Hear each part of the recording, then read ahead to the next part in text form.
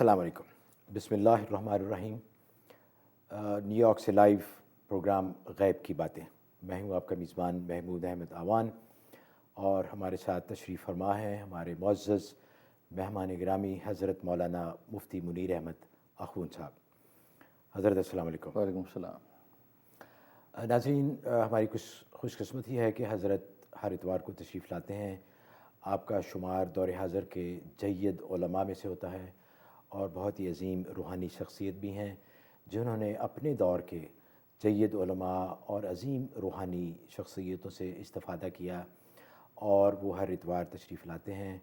आप अपने फ़ोन्स के ज़रिए उनसे बातें करते हैं, अपनी ईमेल्स के ज़रिए अपने मसाइल उनके साथ शेयर करते हैं, जिनके लिए हम उनके बहुत ही शुक्रगुज़ार हैं। हमारा नंबर एक दफ़ा फिर नोट फरमा लीजिए, 1866-419-7284। और इसके साथ ही एक गुजारिश है नाज़रीन के अपने सवालात आप मुख्तसर रखिए। ख्वाब बताएँ तो एक ही ख्वाब बताएँ। जहन में ये होना चाहिए कि दूसरे लोग जो बहुत इंतज़ार करते हैं उनको भी मौका मिल जाए। ये आपकी तरफ से एक सदका होगा। ये हमारी बड़ी इस्लाम में मौज है कि कोई भी नेकी आप करें तो वो सदक़े में शुमार हो जाती है। हत्ता कि कहते हैं कि रद्दुल इदा अन तरीक़ के रास्ते से किसी तकलीफ़ दे चीज़ को भी हटा देना सदक़े में शुमार होता है। तो अगर आप इस स्पिरिट के साथ अपना सवाल मुख्तसर रखेंगे कि दूसरों को मौका मिल जाए, क्योंकि अल्हम्दुलिल्लाह प्रोग्राम आपको पता है बहुत ही मकबूल है, इसके लिए भी हम आपके शुक्रगुज़ार हैं। आपकी पज़ीराई के लिए ईमेल्स की तादाद बढ़ती जा रही है, बहुत ज़्यादा ईमेलें आती हैं, आपकी कॉल भी बहुत आती हैं। हमारी कोशिश होती है कि हर एक की कॉल का जवाब दें और हर एक की ईमेल को भी इस प्रोग्राम में शामिल करें। तो प्रोग्राम शुरू करते हैं। हज़रत कैसे हैं आप? अल्हम्दुलिल्लाह। हज़रत आजकल उम्मत पे बड़ा एक कड़ा वक्त है। हर तरफ से हर कोई हमें पुश कर रहा है, हमें ज़लील कर रहा है। हालांकि देखा जाए तो हमारी उम्मत सबसे अफजल, इसका शुमार अफजल उम्मतों में से होता है। जी जी। हमारे नबी अफजलुल अंबिया, नबियों के सरदार हैं और मुसलमानों के बारे में कहा गया है कि ये सबसे अफजल और ahsan उम्दा उम्मत। लेकिन आजकल के जब हम हालात देखते हैं तो उम्मत का बहुत ही बुरा हाल है। हर तरफ से जूते पड़ रहे हैं, हर कोई चढ़ दौड़ा आ रहा है हमारे ऊपर। छोटे छोटे मुल्क भी अब तो पाकिस्तान को ताने देते हैं। मुसलमान उम्मत के बारे में बात की थी, तरह तरह की तहमतें हम पे लग रही हैं, दहशतगर्द कहा जाता है। तो हज़रत ये सब कुछ होने के बावजूद, हालांकि मुसलमान अगरचे ज़रा कमज़ोर सतह पर ही सही, लेकिन फिर भी नमाज़ें पढ़ते हैं, रोज़े अदा करते हैं, हज भी पढ़ते हैं, ज़कात भी देते हैं और अल्लाह के मानने वाले हैं, हुज़ूर सल्लल्लाहु अलैहि वसल्लम के मानने वाले हैं। तो आपके ख़्याल में ये उम्मत पे इतना कड़ा और मुश्किल वक्त क्यों है? इसके बारे में ज़रा रहनुमाई फरमाइए। नहमदुहु व नुसल्ली अला रसूलिहिल करीम, अम्मा बाद। महमूद साहब, आपने अच्छा एक उमूमी सवाल किया है। वाकई आज नई नस्ल तो ये पूछने लगी है कि वेयर इज़ अल्लाह, अल्लाह कहाँ है। हकीकत ये कि अल्लाह तो वहीं है जहाँ हमेशा से है, लेकिन हम अपनी जगह पर नहीं हैं। हज़रत शेखुल हदीस मौलाना मोहम्मद ज़करिया कांदलीवी मुहाजिर मदनी रहमतुल्लाह अलैह मेरे दादा पीर हैं। उन्होंने आप बीती में लिखा है कि बानी तबलीग हज़रत मौलाना इलियास साहब रहमतुल्लाह अलैह के जब इंतकाल हो गया तो दावत तबलीग के अमीर बन गए मौलाना यूसुफ साहब बड़े हज़रत जी। तो मौलाना इलियास साहब रहमतुल्लाह अलैह के ज़माने में जैसे लंगर आम चलता था तो उसी तरीके से उनके दौर में भी चलने लगा। तो हज़रत शेख फरमाते कि मैंने मौलाना यूसुफ साहब से कहा कि मौलाना इलियास साहब उनके चाचा लगते थे कि चाचा जान की बात और थी, आप ज़रा लंगर को कंट्रोल करके चलाएं। आपने खुले आम लंगर चला रखा है। उनकी बात और थी, उनका ताल्लुक़ अल्लाह का एक अपना एक मामला था, तो आप ज़रा लंगर को कंट्रोल करें। तो हज़रत शेख लिखते हैं कि मौलाना यूसुफ साहब ने ऐसी बात कही कि आज भी मैं सोचता हूँ तो ईमान ताज़ा हो जाता है। फरमाया कि मौलाना यूसुफ साहब ने फरमाया कि ज़करिया, लेने वाला ही बदला, देने वाला तो नहीं बदला। वाह! हकीकत यह कि देने वाला नहीं बदला, जिसने मुसलमान को एक दौर में उरूज भी दे रखा था और कमालात भी अता कर रखे थे, दुनिया का कायद बना रखा था, देने वाला वही है। हम लेने वाले बदल गए हैं। असल में मैं ये समझता हूँ कि बुनियादी तौर पर जो इबादत हम अदा करते हैं, उस इबादत की जो आइडियोलॉजी है, जो उसका फ़लसफ़ा है, मुसलमान उम्मत उस फ़लसफ़े से दूर होती जा रही है। क्योंकि ये बात याद रखें कि एक होता है इबादत का सवाब, वो ज़ाहिर है कि हर इबादत का डिफरेंट है। नमाज का अपना सवाब है, रोज़े का अपना, ज़कात हज का अपना। एक है इबादत की हिकमत, और इबादत की हिकमत तकरीबन सब की है कि यानी हुसूल तक़वा मकसूद है। روزہ ہے تو اس سے مقصود بھی تقوی ہے کہ لعلکم تتقون فرمایا، اور نماز کی حقیقت ہی تقوی ہے، ان الصلاۃ تنہی عن الفحشاء والمنکر۔ تو اسی طریقے سے باقی عبادات ہیں، تو حکمت ان کی تقوی ہے۔ لیکن ان تمام عبادات کا جو فلسفہ ہے، جو اصل آئیڈیالوجی ہے، وہ ہے یونٹی، اتحاد۔ یہی وجہ ہے کہ آپ دیکھیں اسلام میں کہ جتنی تعداد اجتماعی بڑھتی جاتی ہے کسی بھی عبادت کی ادائیگی میں، اس کا اجر و ثواب بڑھ جاتا ہے۔ ایک باجماعت نماز کا ثواب انفرادی نماز سے زیادہ ہے، جی بالکل۔ پھر جمعے کی نماز کا اس سے زیادہ، عید کا اس سے زیادہ، اور حج کا سب سے زیادہ۔ تو معلوم یہ ہوا کہ ان عبادات کی جو آئیڈیالوجی اللہ نے رکھی وہ تھی یونٹی۔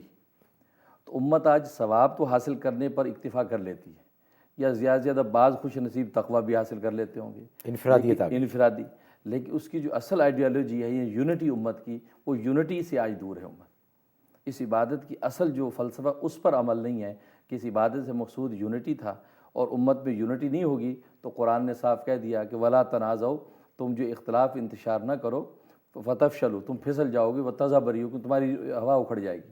تو آج اصل میں یہ وجہ ہے کہ عبادت کی جو اصل آئیڈیالوجی ہے امت اس سے دور ہو گئی ہے۔ اس وجہ سے امت جو ہے وہ ہلکی ہو گئی لوگوں کی نظر میں، اور پھر پوچھتی پھرتی ہے کہ اللہ کہاں ہے۔ اللہ وہیں ہے لیکن ہم اپنی جگہ پہ نہیں ہیں، اس کی وجہ سے۔ تو حضرت جو جیسے آپ نے فرمایا کہ مقصد ہماری جو امت کا تھا اس دنیا میں آنے کا اور جیسے زندگی گزارنے کا، وہ یہ تھا کہ اجتماعیت اجتماعی اور اتحاد، اتحاد، اور وہ آج ہم میں نہیں ہے، اور جس کی وجہ سے آپ کے خیال میں یہ ساری مشکلیں اور پریشانیاں آ رہی ہیں۔ بنیاد وہی ہے۔ اچھا جی، ٹینیسی سے حضرت کالوں کا سلسلہ شروع کرتے ہیں۔ جی السلام علیکم۔ ہیلو، جی السلام علیکم۔ وعلیکم السلام۔ جی کون بول رہی ہیں؟ جی میں مسز زمان بول رہی ہوں ٹینیسی سے۔ جی فرمائیے۔ جی سب سے پہلے تو یہ کہ آپ کے پروگرام کی میں نے تعریف کرنی ہے، بہت زیادہ اچھا پروگرام ہے۔ شکریہ۔ اور دوسرا یہ کہ میرا سوال یہ ہے کہ غصے کے لیے کچھ بتائیں کہ جب بہت زیادہ غصہ آتا ہے اور اس کو کنٹرول کرنے کے لیے کچھ پڑھنے کے لیے بتائیں، کیونکہ جب غصہ آتا ہے تو بہت زیادہ اسٹریسڈ آؤٹ ہو جاتے ہیں ہم لوگ، اور بہت زیادہ مینٹل فٹیگ اور اس طرح کی چیزیں ہونے لگتی ہیں، اور اب بالکل آؤٹ آف کنٹرول ہو جاتے ہیں۔ تو پلیز لیٹ می نو جی سمتھنگ اباؤٹ۔ بہت بہت شکریہ حضرت۔ اس بارے میں اور بھی بہت ساری ای میلیں آئی ہیں، یہ اکثر یہ کوئی پرابلم ہے، لوگوں نے اور بھی بہت لکھا ہے کہ ہمارا ٹیمپر بہت ہے، غصہ بہت جلدی آ جاتا ہے، لڑائی جھگڑا جلدی شروع۔ تو اس بارے میں فرمائیے کہ کس طرح وہ کول ڈاؤن ہو سکیں۔ اس سے کے لیے ایک تو یہ ہے کہ آپ مراقبہ کریں اس بات کا کہ میری مرضی چلے گی یا اللہ کی مرضی چلے گی۔ تو غصہ اس وقت آتا ہے جب انسان اپنی مرضی کے خلاف دیکھتا ہے۔ جب انسان اپنی مرضی کے خلاف دیکھے تو یہ سمجھے کہ اصل میں اللہ کی مرضی کے مطابق ہو گیا، میری مرضی کے خلاف ہوا۔ اور اللہ ظاہر ہے کہ اللہ ہمارے جو ہے وہ خالق اور مالک ہیں، ان کی منشا کے مطابق ہوگا، میری کیا حیثیت ہے۔ ایک تو یہ مراقبہ کریں۔ دوسرا یہ کہ لا حول ولا قوت الا باللہ مغرب کے بعد 101 دفعہ پڑھ کے 1 کپ پانی پہ دم کر کے پانی پئیں، اور چلتے پھرتے جب بھی یاد آئے اعوذ باللہ من الشیطان الرجیم کا ورد رکھیں۔ تو اس سے انشاءاللہ غصے پہ کنٹرول بھی ہو جائے گا اور جب بیجا غصہ نہیں آئے گا انشاءاللہ۔ اچھا جی، ایک اور کال لیتے ہیں، روشن بانو ہیں ٹیکسس سے۔ جی السلام علیکم۔ ہلو ہلو، جی فرمائیے۔ میں ٹیکساس سے بول رہی ہوں، روشن بانو۔ جی اور جی میرا سوال یہ ہے کہ اگر کوئی نہ اپن کو تکلیف دی ہوئے، جیسے جادو کے ذریعے یا کوئی بھی بزنس ختم کرائے ہوئے، اور میرا ہسبینڈ کی بھی ڈیتھ ہو گئی، بہت زیادہ جادو کیا ہوا تھا، تو پھر اس لوگوں کے لیے اپنے دل سے کبھی کبھی بہت بددعائیں نکلتی ہے، کوشش کرتی ہوں کہ نہیں نکلے، لیکن میں برداشت نہیں کر سکتی ہوں، تو مجھے کیا کرنا چاہیے؟ جی بہت بہت شکریہ۔ جی حضرت۔ اور اس کے لیے ایسا کہ آپ ان کا معاملہ اللہ کے سپرد کر دیں کہ یا اللہ انہوں نے جو بھی میرے ساتھ اچھا برا کیا ہے اس کا معاملہ تیرے سپرد ہے، تو چاہے تو ان کو سزا دے، چاہے تو ان کو معاف کر دے، باقی میری طرف سے کوئی ان کے لیے کوئی شکایت نہیں ہے۔ اور یہ صبر جمیل ہے کہ انسان کسی چیز کی شکایت اللہ سے نہ کرے اور اس کو اللہ کے سپرد معاملہ کر دے۔ اور ویسے آپ اپنے اس کے لیے تسکین قلب کے لیے یا اللہ یا باقیو، یا اللہ یا باقیو کا ورد کثرت سے رکھیں، اس سے آپ کے قلب کو تسکین بھی ہوگی اور انشاءاللہ بد دعا بھی نہیں نکلے گی۔ اچھا حضرت، ویسے بھی اگر کوئی تکلیف دے اور اس کا بدلہ اگر آپ خود لینا چاہیں، جی، اور دوسرا اس کا طریقہ ہے کہ آپ اللہ کے حوالے کرتے ہیں، تو پھر تو اللہ کی مدد شامل ہو جاتی ہے۔ اگر آپ خود ہی کریں گے تو پھر تو then you are on your own, پھر اللہ کی مدد تو شامل ہی ہوگی۔ پھر اس میں یہ لمٹ ہے کہ جتنی تکلیف پہنچی آپ اتنا ہی بدلہ لے سکتے ہیں۔ اسلام میں اس کی اجازت، قرآن نے اجازت دی، فَاعْتَدُوا بِمِثْلِ مَا اعْتَدَىٰ عَلَيْكُمْ، جتنی زیادتی آپ کے ساتھ ہوئی اتنی آپ بھی زیادتی کر سکتے ہیں، چونکہ ظاہر ہے کہ بندہ لیمٹ میں نہیں رہتا، بعض دفعہ تجاوز کر جائے گا تو یہ نہ ہو کہ مظلوم تھا ظالم بن جائے، تو بہتر یہ ہے کہ صبر کرے اور خدا کے سپرد کر دے۔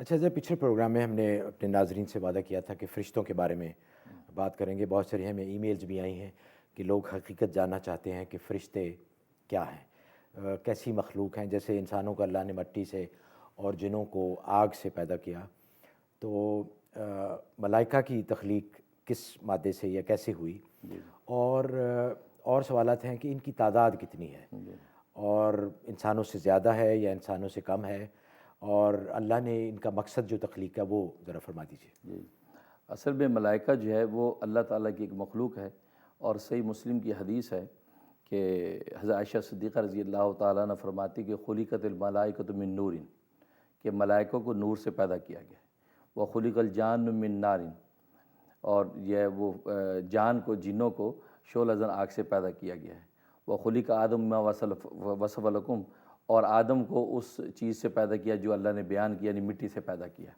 تو یہ نور سے پیدا کیے گئے ہیں۔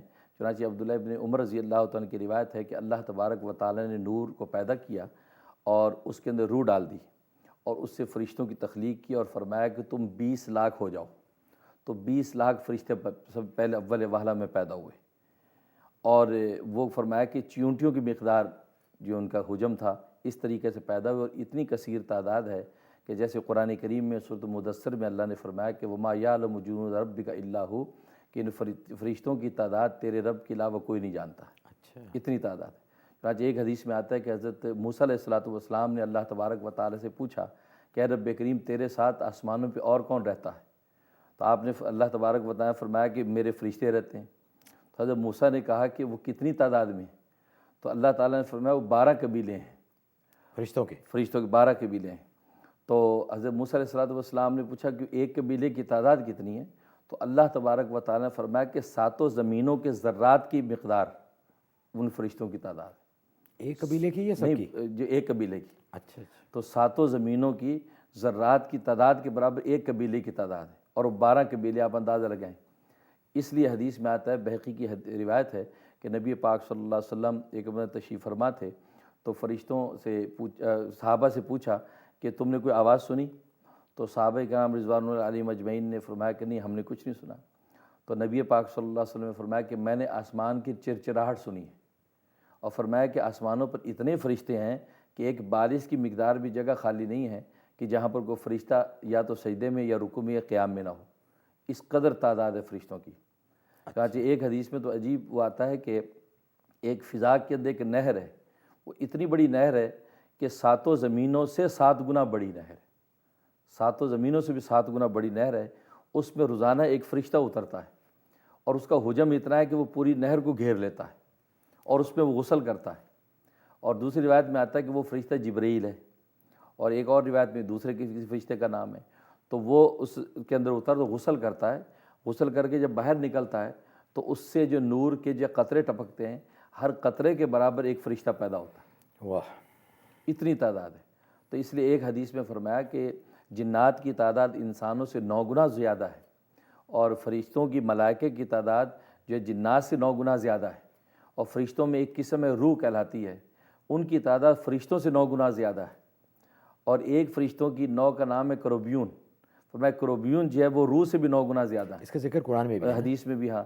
تو اتنی بڑی تعداد ہے ان کی کثیر، اور ویسے اسلام میں فرشتوں پر ایمان لانا واجب ہے، اس لیے قرآن کریم میں بھی آمن الرسول بما انزل الیہ من ربہ والمؤمنون کل آمن باللہ وملائکتہ، تو فرشتوں پر ایمان لانا واجب ہے کہ یہ اللہ کی مخلوق ہے، اور اللہ نے مختلف کام ان کے ذمہ لگا رکھے۔ اچھا حضرت، یہ تو بہت ہی وسیع ایک موضوع ہے، اس کا انشاءاللہ آئندہ پروگراموں میں بھی اس کے بارے میں بات کریں گے، اور آپ سے پوچھیں گے کہ فرشتوں کی اللہ نے کوئی ڈیوٹیاں بھی لگائی ہوئی ہیں، اور کس طرح فرشتے ہماری روزمرہ کی زندگی پر اگر اثر انداز ہوتے ہیں تو کس طرح انداز۔